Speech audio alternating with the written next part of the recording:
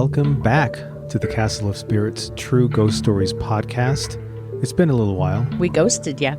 Hey, that's a good one. We ghosted the audience. That's true. I'm the ghost keeper, Vince. And I'm the ghost keeper, Jane. And we are the ghost keepers. That's true. And we're back after a brief, unexpected break. You know, this year has been, it's been a year. I think the even-numbered years are always hard. Yeah, this has been a little bit of a rough year. We didn't stop making the podcast because we were disinterested. It's just been one thing after another. We've had death in the family and just some changes, good changes. Right. A lot of work. Just a lot of work. Yeah. So, but we're back. I, for one, am glad to be back. Mm-hmm. I'm excited to be back. Mm-hmm. Because like you said, talking ghost stories is something that we usually save for when we get in front of the microphone because of this. Yep. And there's the castle cat, Mr. Moon. Yeah, he hasn't shut up. In the last couple of months that we've been away, he hasn't shut up once. Yeah. And so expect that today. Mm-hmm. But it's a welcome sound. Is it? He pretty much follows me around the castle screaming at me constantly anyway. Hey, that's better than that ghoul that chases me out of the library every single day when I'm on my way to work. That's hilarious. That is. I do like seeing that. So I'm excited about today's show, not only because we're back and doing it, but because we've got some really cool stories. We got a bunch of new stories submitted by listeners just like yourselves. All over the world. And we're excited to share some of them with you today. They are all published on the Castle of Spirits website. So if you just go to castleofspirits.com, you can read all of the new submissions, but Vince and I are also going to read you a couple of new ones and a couple of old ones. Right, because our catalog of reader-submitted ghost stories dates back to 1997. Mm-hmm. We've got a lot of cool stuff to share with you, and that's about to go down right now. Right, meow. Are you reading first, or do you want me to? Why don't you take the reins today, Jane? All right. Actually, I lied. Both of my stories are brand new ones. Brand new submissions. They are. Wow. Yeah. So I think I will start out with The Lantern Man. The Lantern Man? Mm-hmm. Sounds like a superhero. I know. This was submitted by Glenn in southeastern Victoria in May of 2024. Over a period of approximately 8 years, I witnessed several rather spooky occurrences until approximately 1 week after my father's funeral. It had a lot to do with what I do for a job and the places I have to service. I've always been a skeptical person and always thought there's some sort of explanation for what I had seen. On 2 previous occasions, I have written to Castle of Spirits to share what I had experienced. That was several years ago when I was experiencing things on a regular occurrence. I thought at the time maybe it was a mistake to share those experiences, as it was happening to me far too often. Since I haven't seen anything for several years, I thought I would try to share some of my sightings. Today I will share with you all how I came across the Lantern Man. I was coming back from working in the city at night and had my partner in the car with me.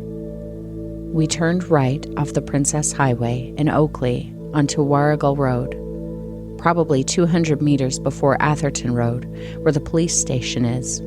We both saw what looked like candlelight swinging to and fro from the other side of the road. We said at the same time, "What is that?"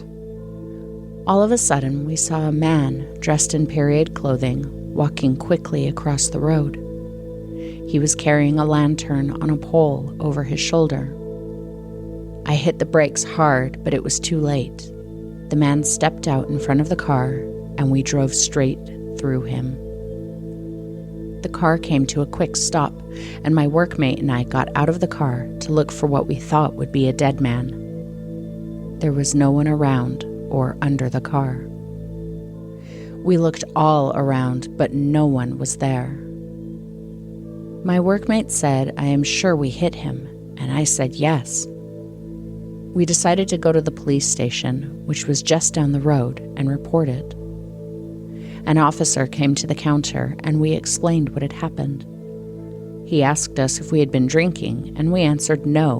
We had just knocked off work and were heading home to get some sleep. We got asked several questions, and it was all noted down by the officer.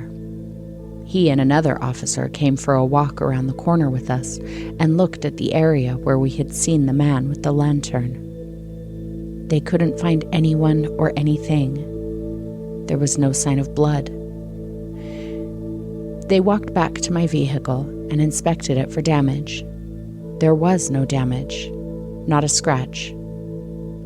They took our details and said they would be in contact if anyone turned up at the hospital. We heard nothing. 2 weeks later, our company sent us to do a job at the Oakley police station. There was no parking near the building, so we parked the vehicle around the next corner and started walking with our tools through the park to the police station. Neither of us had ever been through the park before, and were surprised that there was a pioneer graveyard behind the police station, directly in line with the graveyard. How do you explain that? We both saw the same thing. Around 3 years ago, I was working at the police station again and came across an old sergeant working there.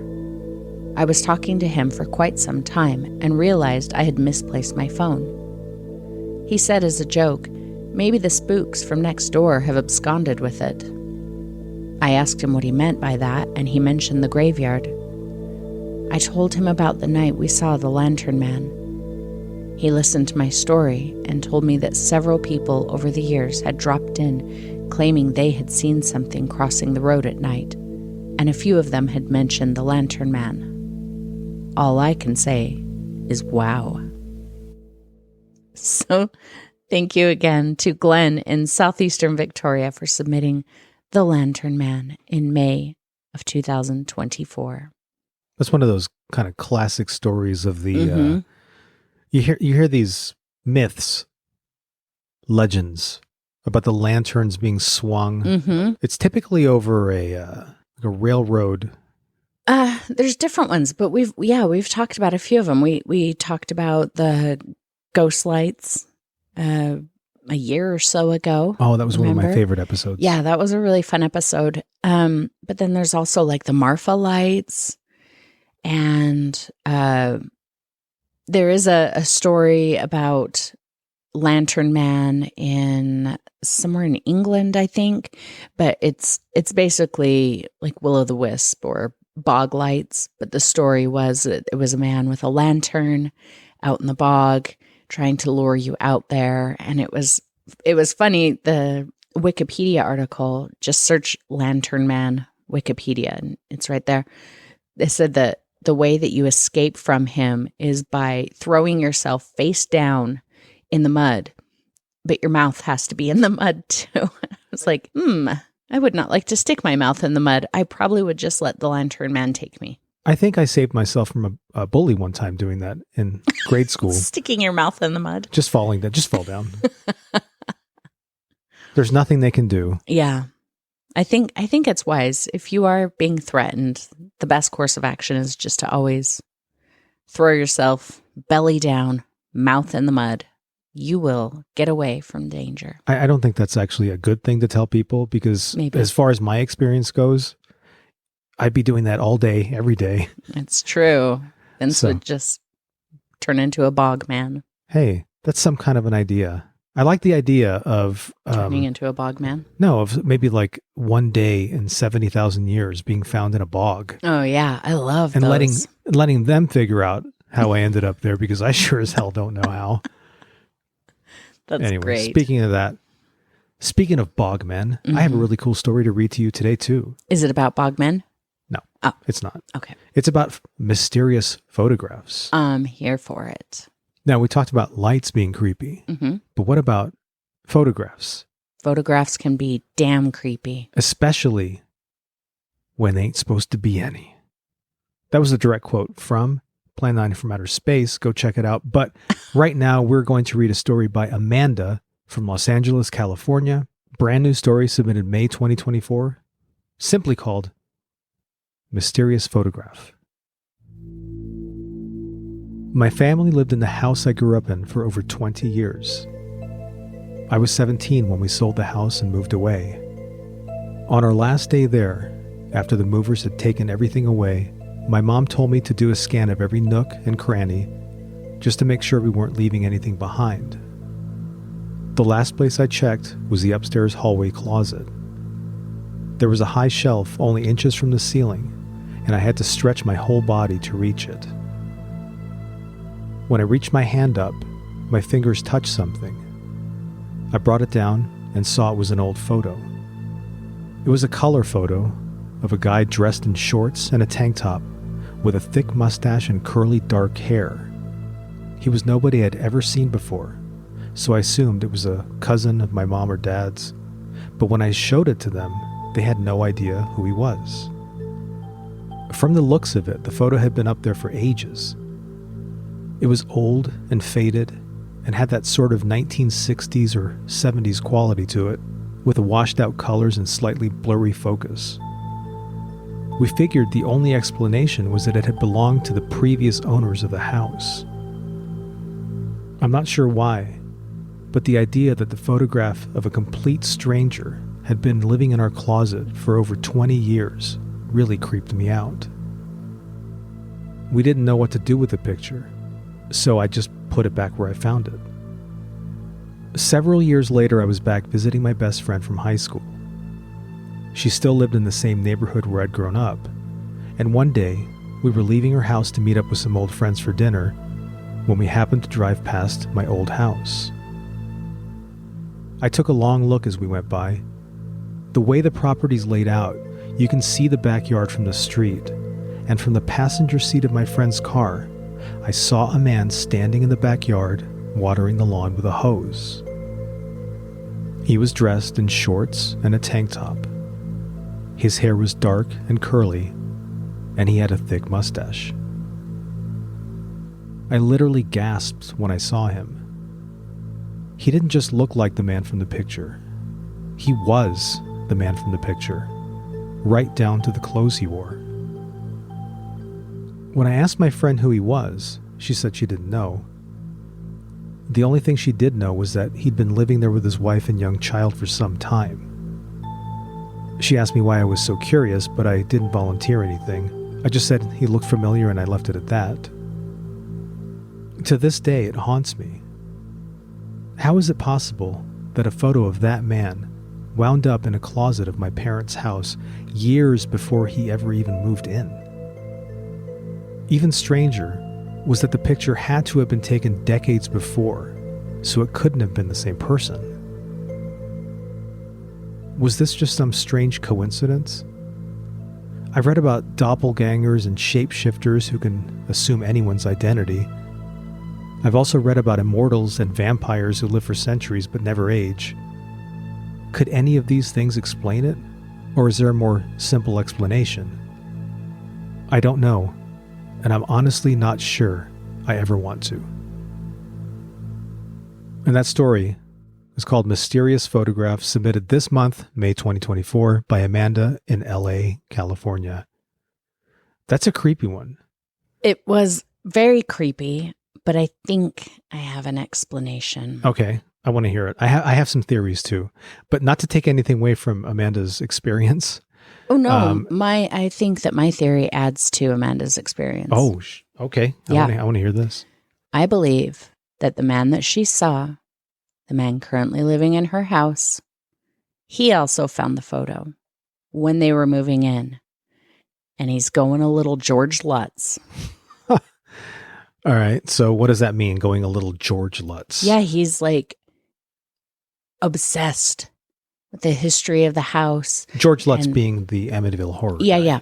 And, the people who have lived there before, and the spirit of that man is he's possessed by the spirit of that man. And, Yeah, that's one of the things that I was wondering about in the story and that Amanda didn't mention was, what do you think? Does she think that maybe the guy found the picture? Mm-hmm. If you leave it there, and what would he do when he saw the picture? Would he, hopefully if he's a Castle of Spirits fan, he would have submitted a story saying, hey, I found a weird picture of myself in a house I moved in. Oh, that is weird. Yeah, to think of it that way. He gets there and he's like, WTF, that's me.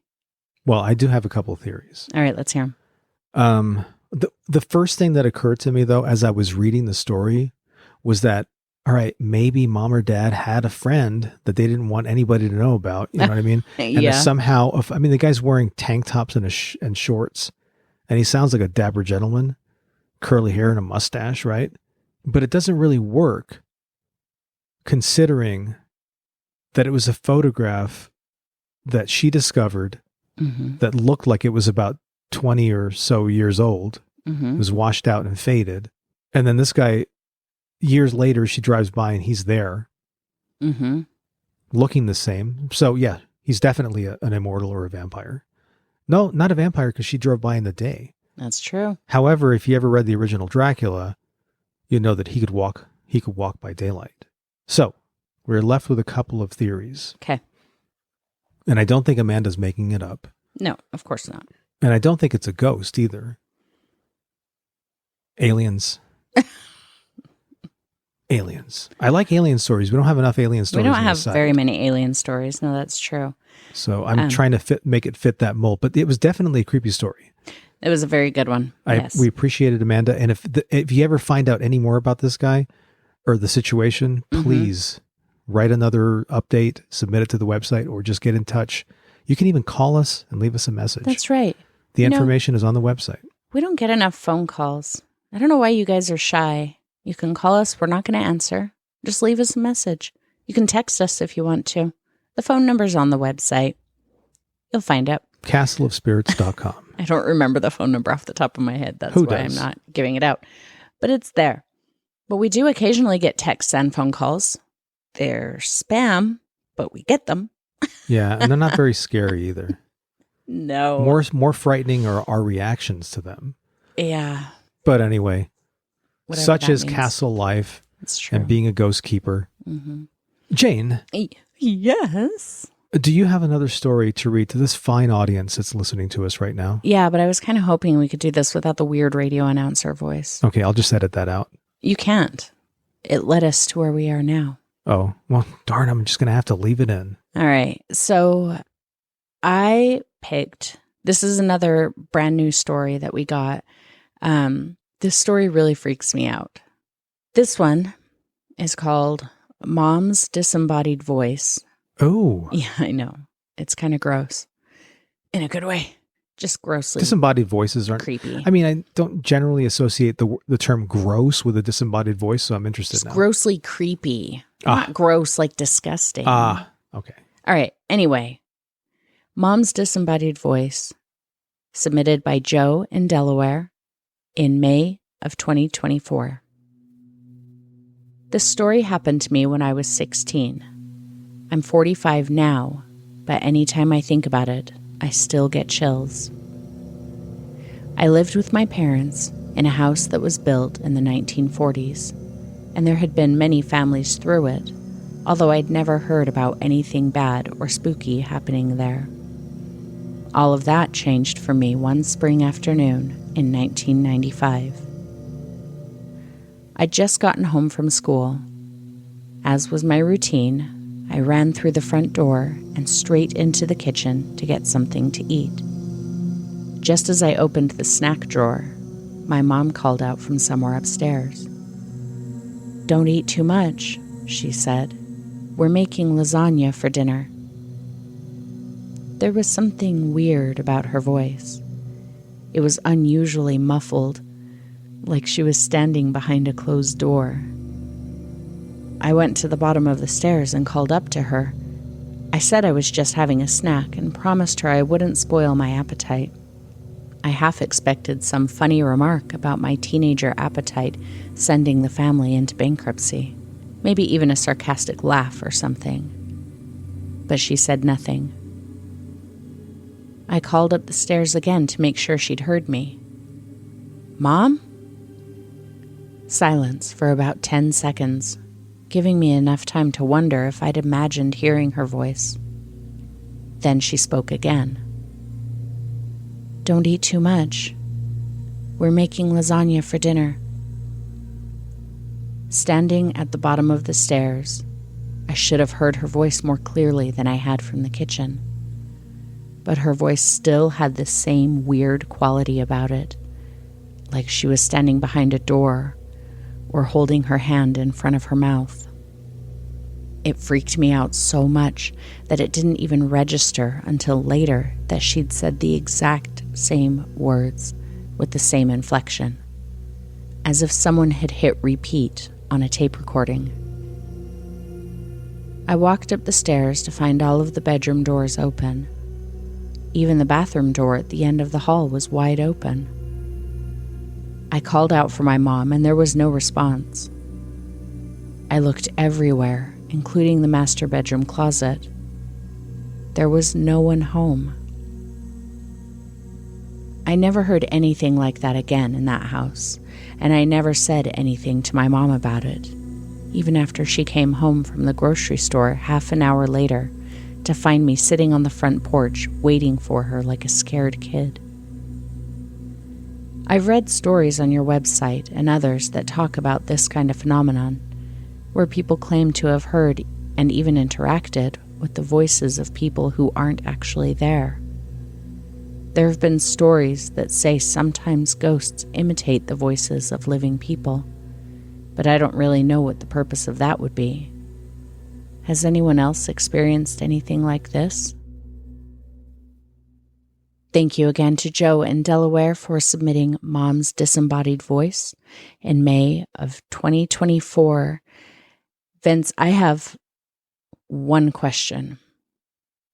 Did they have lasagna for dinner that night? Oh, shit. That's a really good question. Yes. Joe, I'm sorry. I Did need she to know. serve lasagna? Right. Because if not, I mean, either way, it's creepy, right? If they didn't have lasagna, then there's absolutely no way that it was Mom saying we're having lasagna, even though Mom wasn't there, so we already know that. But still, but then if they did have lasagna, I don't know. I think it's creepy either way. If they did have lasagna. But in different ways. Don't eat it, Don't Joe. eat the lasagna. Don't eat the lasagna. So, yeah, to me, disembodied voices are creepy. I think that's really creepy. Yeah.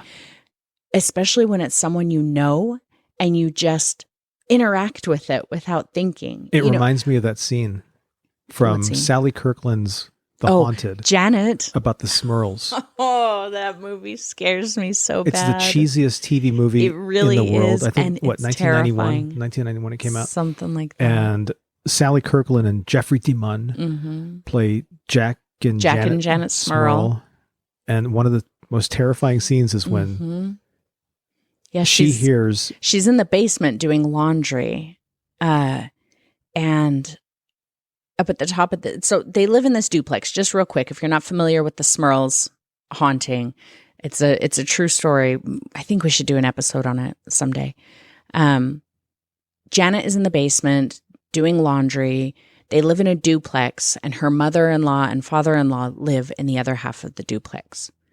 So Janet is home alone, doing laundry in the basement. At the top of the basement stairs, she hears her mother-in-law call down the stairs, "Janet." And she's like, "I'm down here, Mom." No response. So she yells again, "Mom, I'm down here." So she gets her things and she goes, she walks up the stairs. Ooh, I just got goosebumps.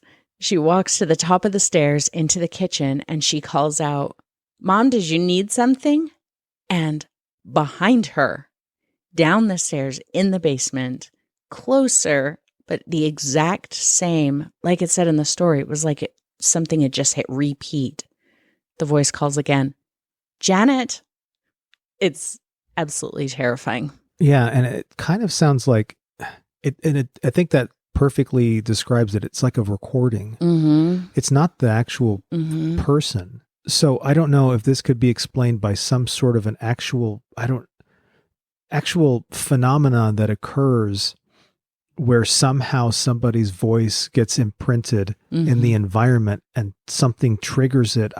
I mean, if you ask me, I think recording devices or trippy. I think cameras are trippy. They steal a little bit of your soul, don't they, Vince? Well, if that's the case, then I got no soul left. Oh, and the way I moonwalked across the kitchen this morning, what? I still got some soul. He does dance in the kitchen, and it's horrifying. Don't have much cartilage left in my knees from the sounds of it. but I have got soul. Anyway, right. Yeah, we've definitely heard of that sort of thing happening there, Joe. Yeah, it's a thing. The other thing in that story that gave me chills, and it was so creepy to me, and I think this is the part where I'm like, ooh, it's like grossly creepy. When he said that he was standing there, closer to where the voice was, but it still sounded just as far away, or almost like she had her hand in front of her mouth. Just picturing like, oh yeah, somebody like hiding up there, covering their own mouth. Don't eat too much. We're having lasagna for dinner. Oh no. It's so awful. And then the fact that he goes up the stairs after hearing that, I'd have been like, nope. Well, yeah, but the first time he hears it, he's like, it's Mom. Why doesn't she hear me? You do that stuff to me all the time. You will say something and then I'll respond and you don't respond. I'm like, what are you doing? Oh, I didn't hear you. Because you're like off doing something else. Well, I mean, that's because I'm a husband. That's husbandry hearing. Oh, I got you. Did I say husbandry hearing? Husbandry hearing. Wow. That sounds like something different. I got the wrong word. Anyway, I can understand why he would go like in search of the source of the words the first time. When you hear your mom's voice, you don't automatically assume it's not your mom, right? I have more questions for Joe. All right, let's hear it. Joe, you better be listening, man. I hope he is. The next time your mom called out to you, did you answer her, or did you run out of the house? I mean, no, seriously though, how does that affect your PTSD every time Mom says something from another room and is slightly muffled? Yeah, how does that affect your relationship with your mother? If you have this like kind of like a not a scarring event, but a really freaky event where, she maybe the phone rings and hi Joe. It's his mom calling. It's like, is this really my mom? Yeah, exactly. Yeah. Anyway, what are we having for dinner tonight, Mom? There's lasagna. There's all kinds of weird not Oedipal. No, man. Vince is getting all the words wrong today. Freudian implications. I don't know. Whatever. Probably not that either, but all right, Vince, you know what? Speaking of Oedipus, why don't you read your second story? The hell is that supposed to mean? I don't know. I was just looking for a segue. That was a heck of a segue. It really was. And I think I'll take that segue and right on over to my next story. I kind of feel like I should be reading a news story because you've read 2 news stories. You can read an old story. I've only read 1. That's okay. But the thing is that this story has a place of honor in my selections here because this is a story that we actually received in November of 2022. Oh, so it was one of our first submissions after we moved into the castle. It was, and it's a story that I have liked ever since, and I realized that we hadn't even read it yet on the podcast, so I'm going to do that right now. Well, let's do it. This was submitted by Christine in Corcoran, California. It's called, I Was 10. My parents moved us into a house whose previous owner had used a gun to take his own life. It happened in the living room of the house. I know my parents knew about it because we lived in a small town. Everyone knew about it. I think I actually even remember driving by with my parents the night it happened. All the flashing lights. I can't be sure how long we lived there before it started. But I woke up one night because someone was in my room, making noise. Like they were moving things, looking at stuff. I looked up, expecting to see one of my brat younger brothers.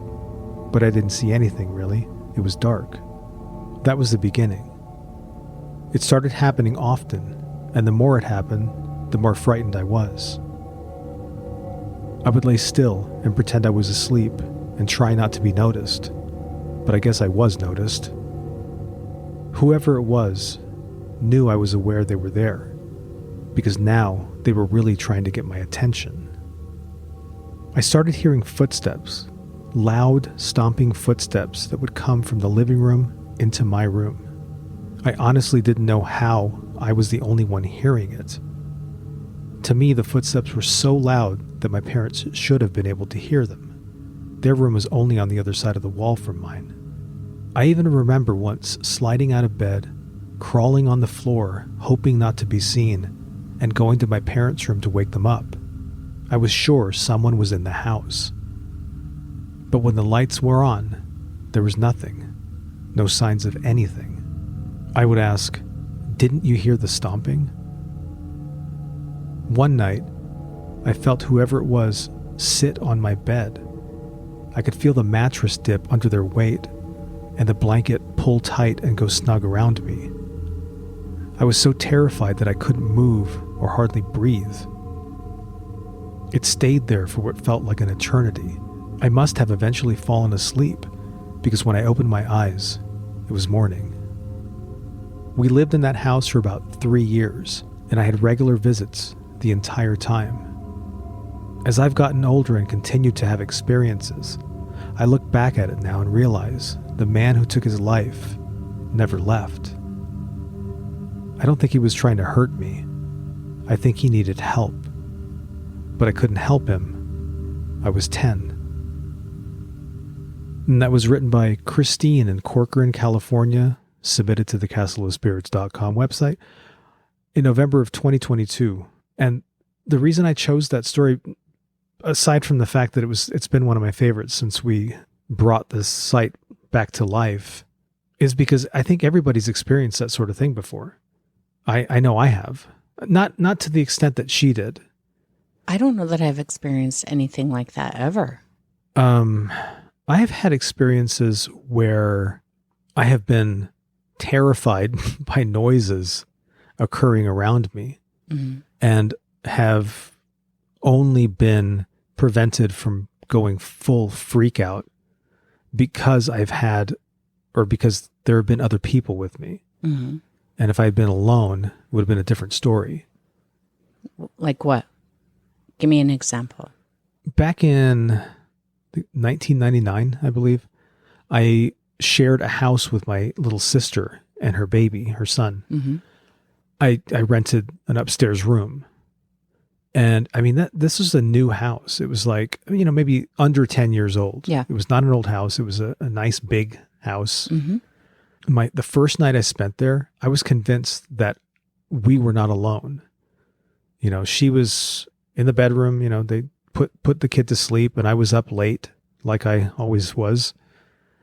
And I remember walking around the house totally freaked out because of these weird noises I was hearing. And it didn't sound like house settling noises. And I don't even know if like newer houses settle, but, so I heard this strange sound, and I came out of my room and I walked around the house trying to figure out where it had come from.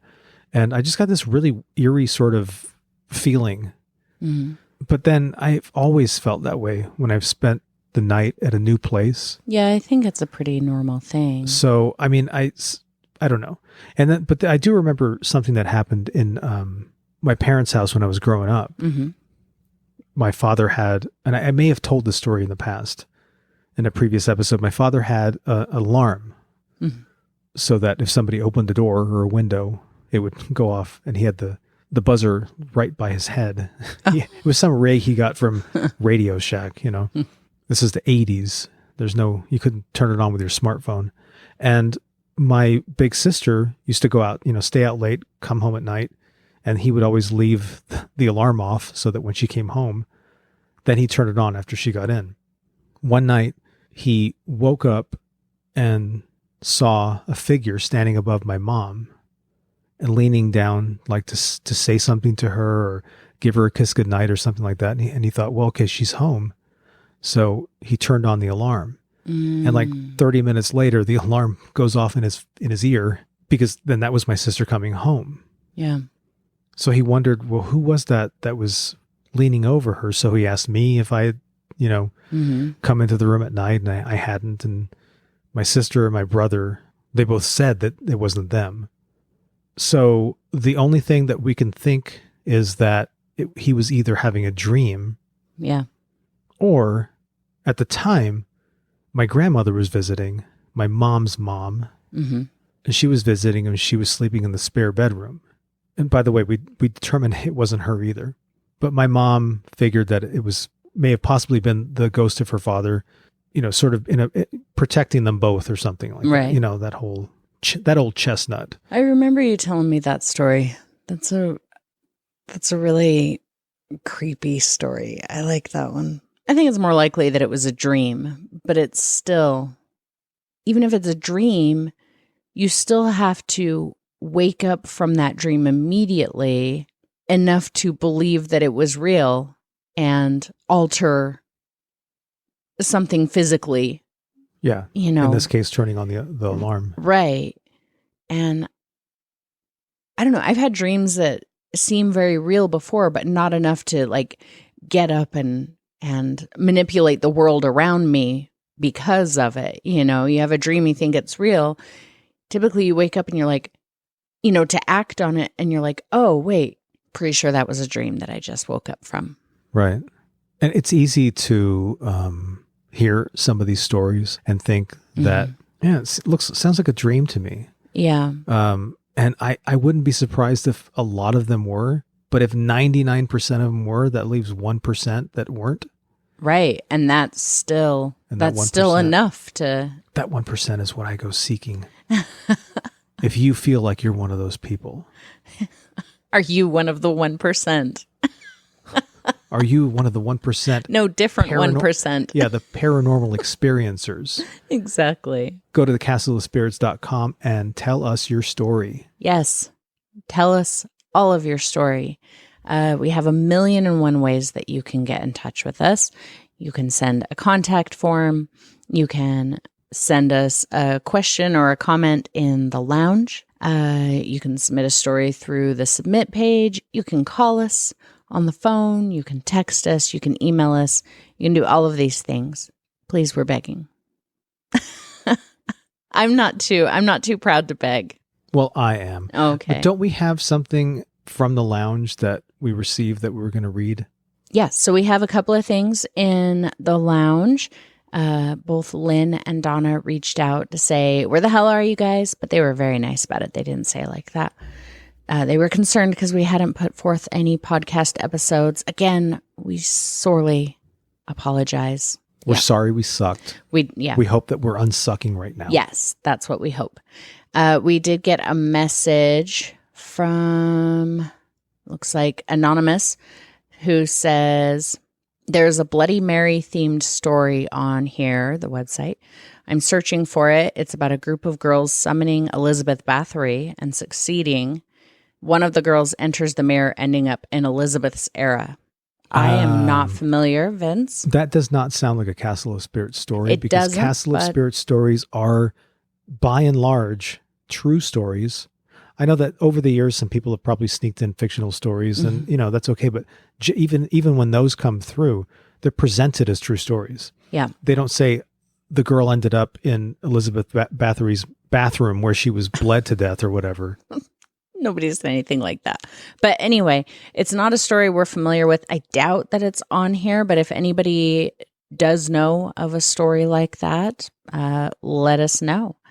Or if you yourself have ever experienced falling through the mirror and meeting Erzbet Bathory as she went by, do get in touch because I'd like to hear from you. Yeah. We got a message from Vicky, who is a big fan, and she says, to my favorite castle keepers, I love the site and the podcast, although I am sorely missing the podcast as of late. Hope all is going well with you both. Looking forward to hearing you both very soon. On the most recent episode of the podcast, I had a sort of epiphany during the doppelganger story. There seems to be different kinds of doppelganger types. 1, the malignant malicious mimic. 2, the time slip or multidimensional. Or 3, the one that seems to act independently but not maliciously double. My theory requires the belief in reincarnation, So, with that in mind, what if the latter is the result of bound souls, primarily those of identical twins and perhaps even fraternal twins? Although I don't think that last is as likely as identical would be. There might be that of the first primary life lived and the echo of that life that the bound secondary soul might have lived, and perhaps the line occasionally is blurred enough that the real and the possible bleed over each other. I'm also looking forward to hearing your thoughts. I've never heard this theory proposed before, so I'm offering it up to you as a point of discussion since it occurred to me during your podcast. Keep up the great work, and please resume the podcast soon. Love ya, Vicky. Thanks, Vicky. I think that's a really cool idea. So the malignant malicious, which I think that's kind of whenever you look up the definition of doppelganger, that's kind of it's like the default theory. Mm-hmm. And I don't like that theory. I don't believe, it works nicely for movies and stuff like that. Yeah, but you don't ever actually read very many stories like that. Like that's the mythos or whatever, but yeah. And I don't like it. I think it's a little bit too simplistic to think that even if you were both living beings and you see somebody that looks like yourself, so the instinct is to kill them. Really? The instinct should be to join up with them. Really? And say, Vince? we're going to rule this. What? What about one of our favorite movies of all time? Without giving away anything, Coherence? Oh, yeah. So you're going to say that there's no reason to kill your double if you come across them? Yeah, that's the one thing about the movie I didn't like. No. That was great. Yeah, If you guys haven't seen Coherence, it's a brilliant movie from 2013. Mm-hmm. That's gonna. Yeah, just watch it. It's gonna change you if you are changeable. And then the number 2, she mentions the time slip or multidimensional. I think to me that seems like the most plausible.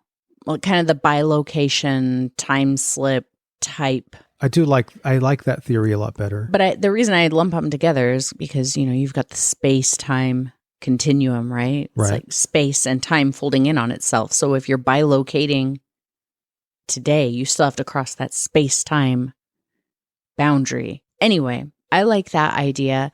The other one, the independent but not malicious, with the reincarnation, what do you think about that one?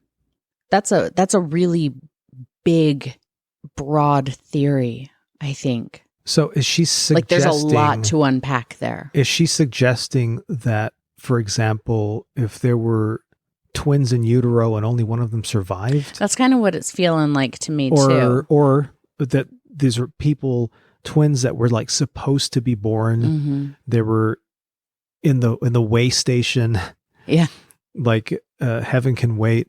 Or one of those movies where they then go into life and one of them gets left behind and they were supposed to be twins. And but then that almost feels like a ghost. To me, that feels more like a ghost.